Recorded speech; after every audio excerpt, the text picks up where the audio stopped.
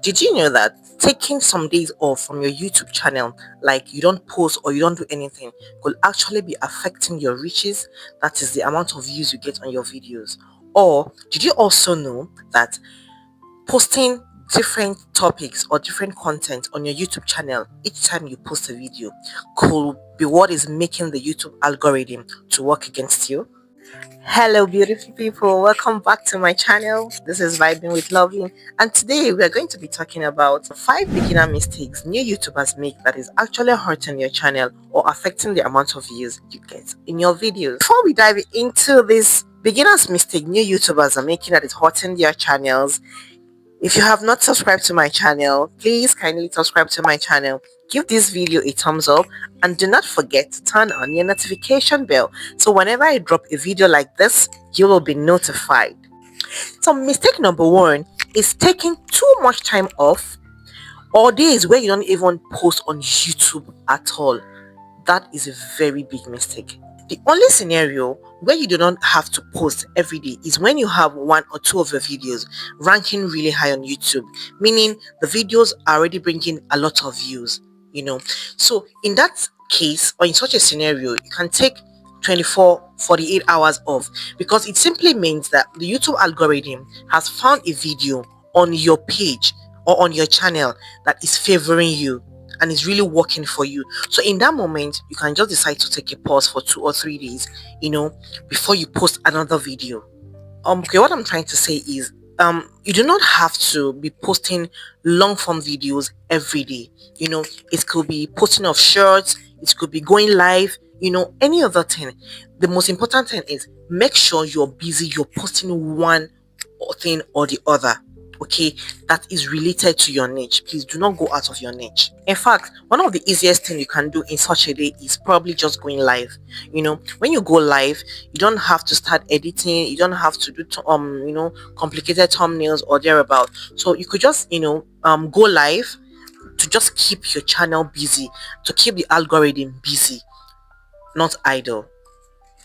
The algorithm will keep working to help find the right audience for your videos. Another beautiful thing you can do is you can take a long form video of yours, probably that is 11 or 12 minutes long, cut them into shorts, probably just 2 minutes thereabout, and upload them at different times.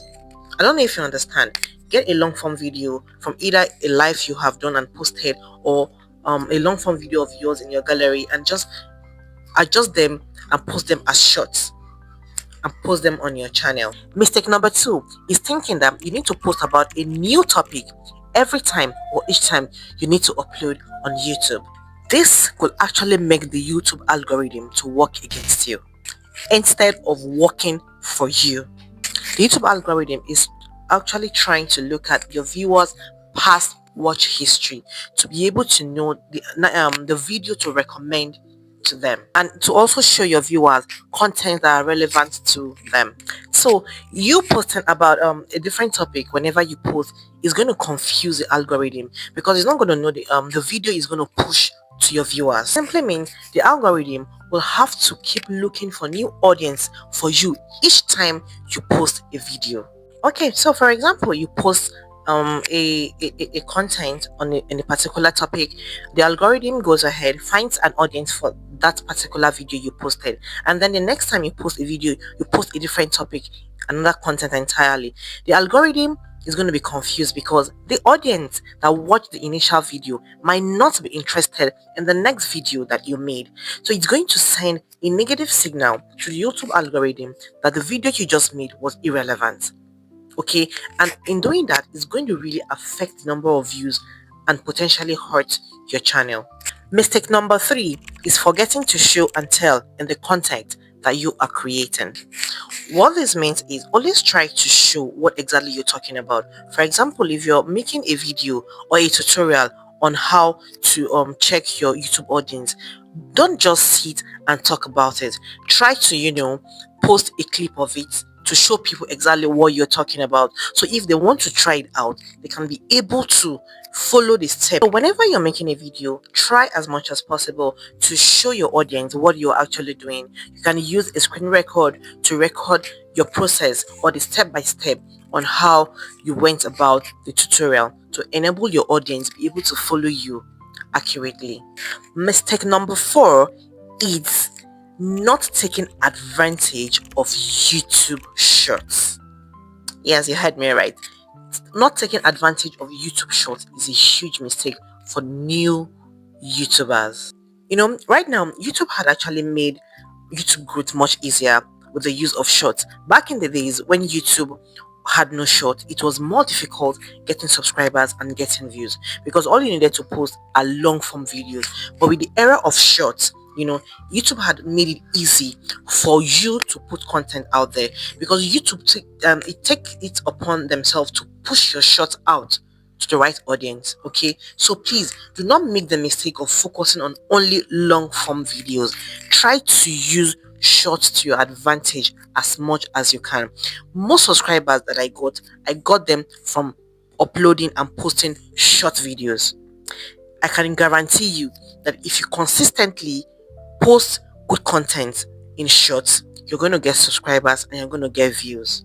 You can go ahead and check all these top YouTubers. Most of them got millions of views and subscribers, mostly from uploading short videos. So try to upload more short videos, especially if you're a new YouTuber. That is the fastest way you can grow your channel, get views, and get more subscribers. Mistake number 5 is ignoring the fact that most YouTubers scrolling on the YouTube platform do not actually have their sounds on. Yes, most people on YouTube who scroll on YouTube, either YouTube videos or YouTube shorts, always, most of the time, let's say 50%, do not have their sound on. What is meant is you need to put more effort in creating a video that is attention grabbing, even without a volume. Something that's going to catch your audience, that will want to prompt them to click on your video, to want to watch, to see what you're actually talking about. And one of the best ways to do this is by putting an eye-catching thumbnails or something that's going to prompt the viewer to want to learn more.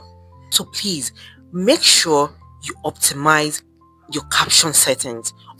If you make a boring video, the first 3 seconds of your video is not attention grabbing, you do not have a caption to show what's going on, 50% of the audience might not even swipe to watch the video. So if you're a young YouTuber and you want to grow your channels, please avoid these 5 mistakes and make sure you do the right thing so that the YouTube algorithm is going to push your videos to a wider audience that is going to make your YouTube channel to grow. Alright, so thank you for watching my video today, and if you find this tutorial or tips interesting and educating, give this video a thumbs up, share this video, and please do not forget to always come back for more tips. So for now, I say thank you and bye.